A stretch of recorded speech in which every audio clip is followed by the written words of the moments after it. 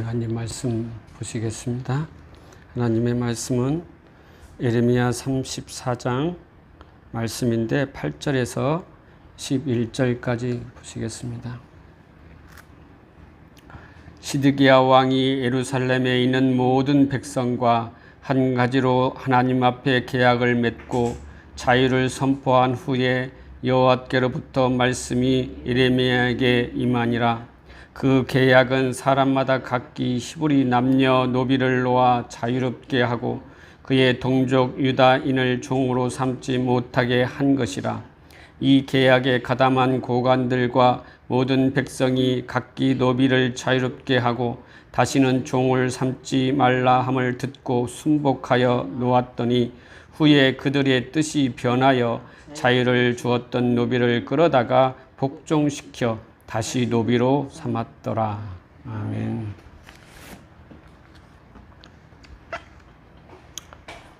지난주에는 의로운 가지라는 제목으로 말씀을 나누었습니다. 의로운 가지는 예수 그리스도라고 말씀하였지요. 근거로는 다윗 언약에 근거한다고 하였습니다.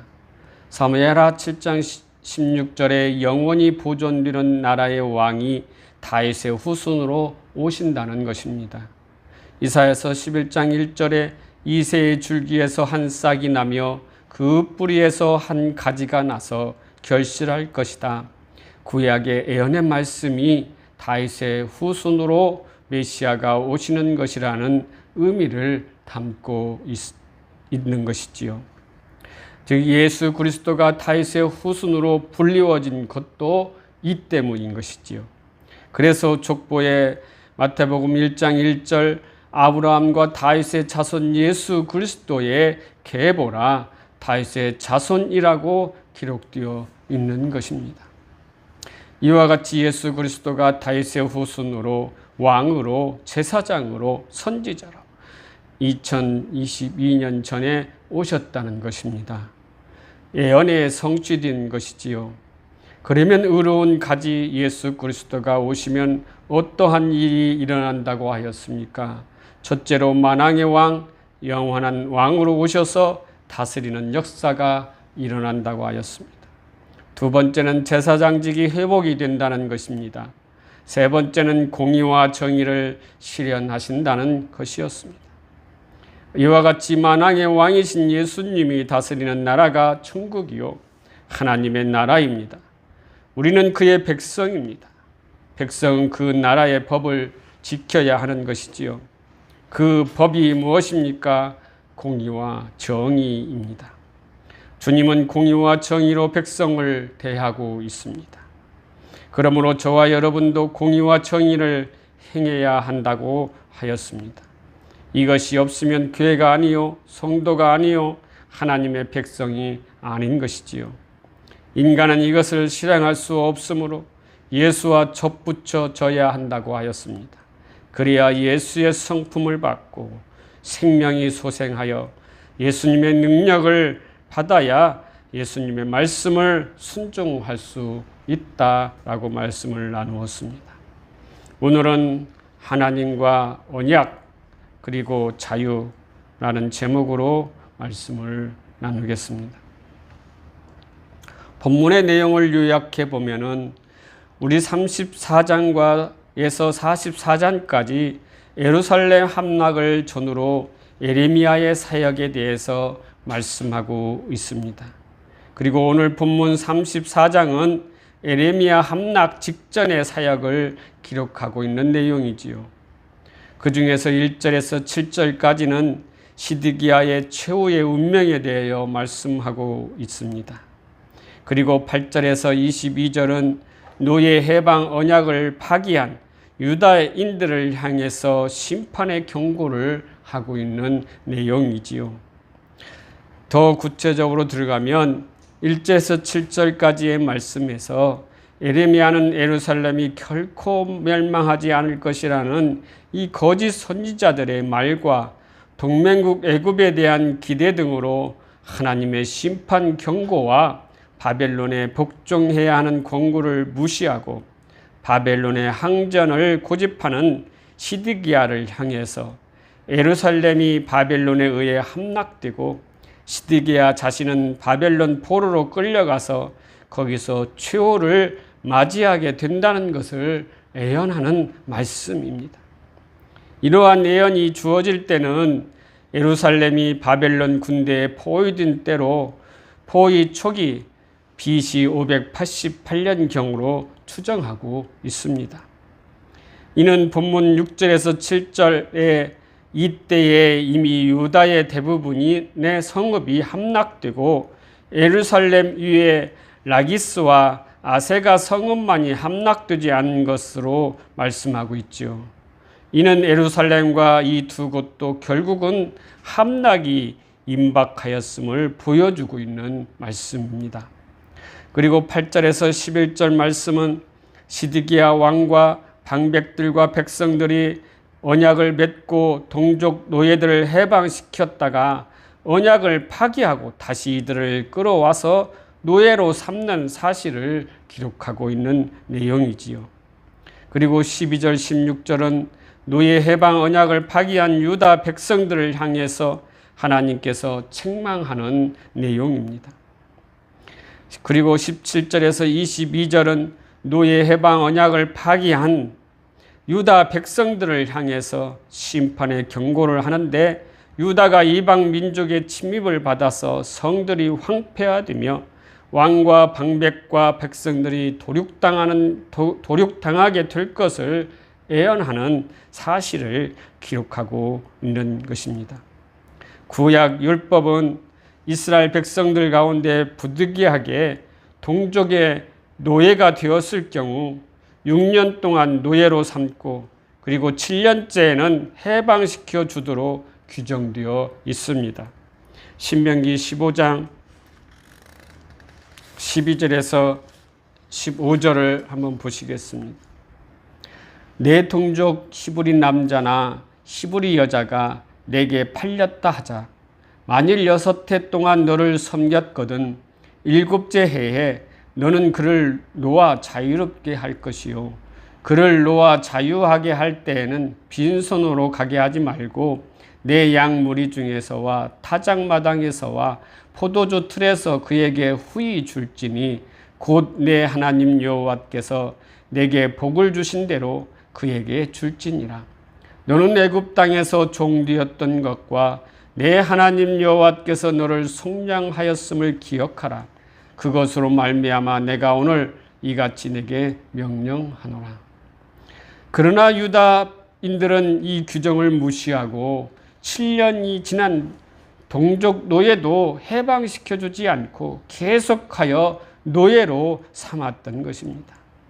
하지만 시드기야는 백성들과 언약을 맺고 노예를 해방시켜 주었지요. 노예를 해방시킨 이유는 하나님의 언약 때문이 아니라 예레미야의 예언대로 바벨론의 느부갓네살 왕이 예루살렘을 포위함으로써 예루살렘 함락이 눈앞에 있으므로 율법을 준수함으로 하나님의 진노를 조금이나마 면하고자 하는 꼼수였던 것입니다.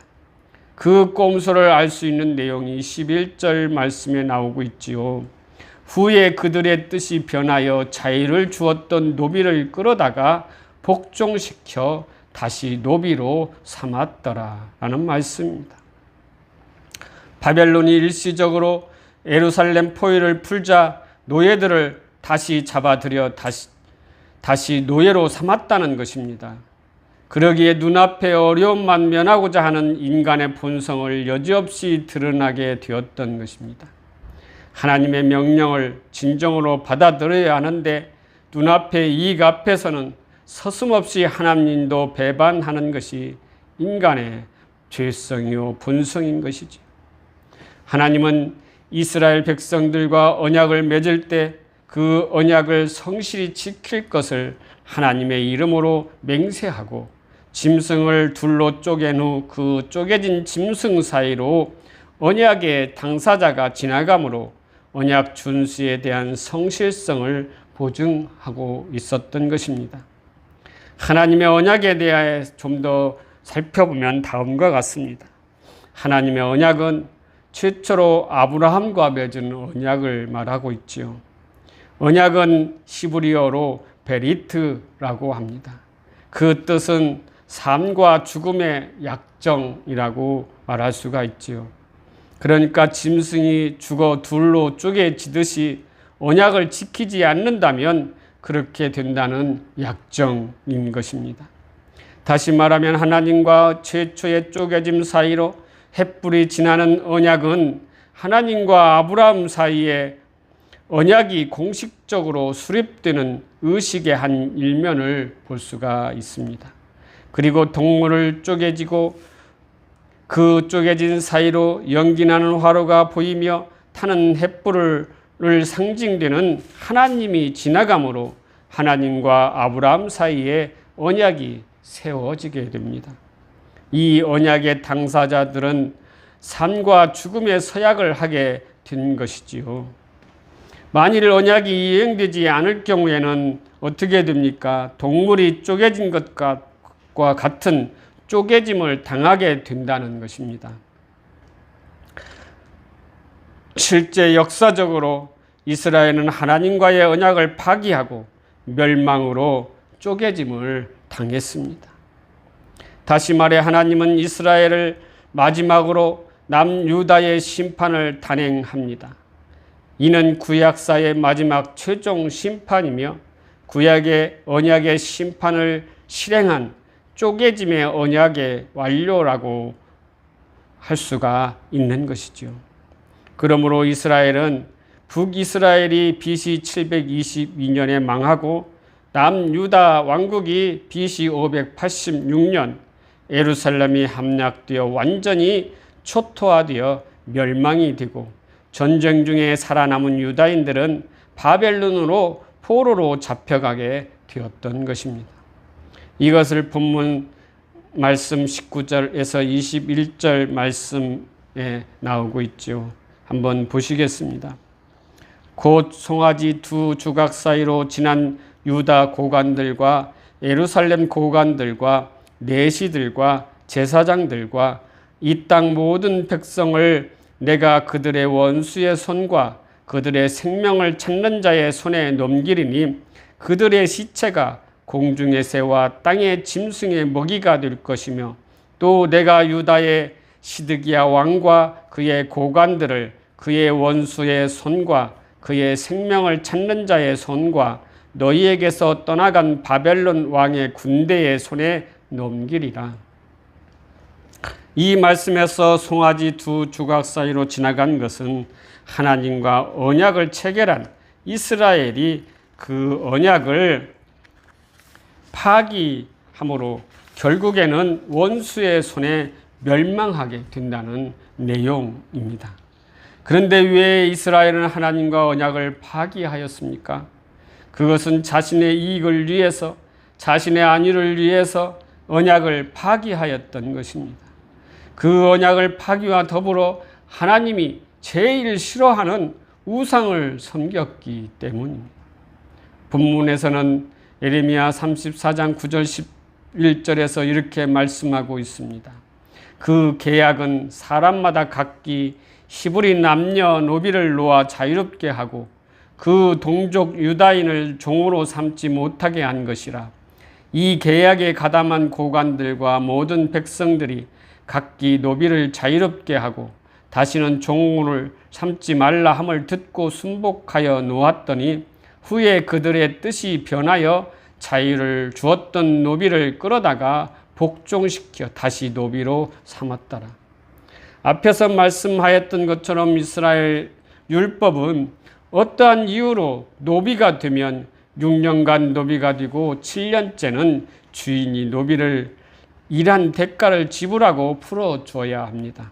그 법을 지키는 척하며 풀어줬다가 다시 잡아 노비로 삼았다는 것입니다.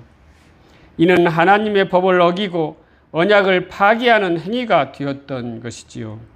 그러니 하나님께서는 공의와 정의로 심판하심이 짐승을 두 조각 낸 것처럼 쪼갰다는 것입니다. 하나님은 약속하신 것은 반드시 지키시는 하나님이십니다. 성경은 하나님의 말씀이기에 반드시 이 역사 속에 이루어지는 것입니다. 그리고 결국은 완성이 되는 것이지요. 창세기부터 요한계시록까지 하나님의 역사는 지나온 과거도 있고 다가올 미래도 있지만 지나온 과거를 바라볼 때 하나님의 말씀은 다 이루어졌기에 다가올 미래도 반드시 이루어지고 완성이 된다는 것을 우리 성도들은 명심하고 이를 믿어야 하는 것입니다. 사랑하는 성도 여러분, 하나님께서는 구약에서 율법을 파기하고 언약을 지키지 않은 이스라엘을 멸망시키고 그들을 그대로 두었습니까? 아닙니다. 하나님은 그 중에 남은 자를 통하여 다시 일으키신다고 하십니다. 이스라엘이 멸망하고 다시 새롭게 시작하겠다는 것입니다. 그것이 새로운 언약으로 오시는 예수 그리스도이십니다. 예수 그리스도로 새롭게 시작하시겠다는 것입니다. 예수 그리스도로 구원의 역사를 다시 쓰시겠다는 것입니다. 구약에서 예언하였던 것처럼 그 약속이 예수 그리스도가 오심으로 성취되고 그분으로 우리의 구원을 완성하시겠다는 것이 새 언약입니다. 그것이 하나님이 우리에게 주시는 약속입니다. 히브리서 9장 15절과 26절 말씀에 이로 말미암아 그는 새 언약의 중보자이시니 이는 첫 언약 때에 범한 죄에서 속량하려고 죽으사 부르심을 입은 자로 하여금 영원한 기업의 약속을 얻게 하려 하심이라. 26절 공동번역으로 보면 그분의 몸을 여러 번 바쳐야 한다면, 그분은 천지 창조 이후 여러 번 바쳐져야 한다면, 그분은 천지 창조 이후 여러 번 고난을 받으셨어야 했을 것입니다. 그러나 지금 그분은 이 역사의 절정에 나타나셔서 단 한 번 당신 자신을 희생제물로 드림으로써 죄를 없이 하셨습니다. 이 말씀처럼 예수 그리스도를 십자가에 못 박혀 죽음으로 그 피 흘리신 피로 세상의 모든 죄를 멸하시고 부활하심으로 십자가의 복음으로 영원한 생명을 주시겠다는 하나님의 약속, 이 약속이 새 언약인 것이지요. 사랑하는 성도 여러분, 지금은 새 언약의 시대입니다. 예수님이 십자가에서 우리의 죄를 담당하시고 죽으심으로 우리를 구원의 길로 인도하셨습니다. 그리고 부활 승천하시어 성령님을 우리에게 보내시고 지금도 우리와 함께 하십니다. 그리고 우리를 하나님의 백성으로 완성해 나가고 계십니다. 마지막 때가 되면 다시 예수님께서 가신 모습 그대로 이곳에 임한다고 하시지요. 그때가 심판의 날입니다. 심판의 날에 죄가 없다면 자유할 것입니다. 마치 노예가 주인에게서 해방된 것처럼 기쁨이 충만할 것입니다. 저와 여러분은 그때를 기대하며 살아가는 성도들입니다. 주님의 재림을 기대하는 성도는 죄에 대하여 자유하고 성령의 도움으로 말씀에 순종하는 성도입니다. 그런 모든 성도가 되시기를 주님의 이름으로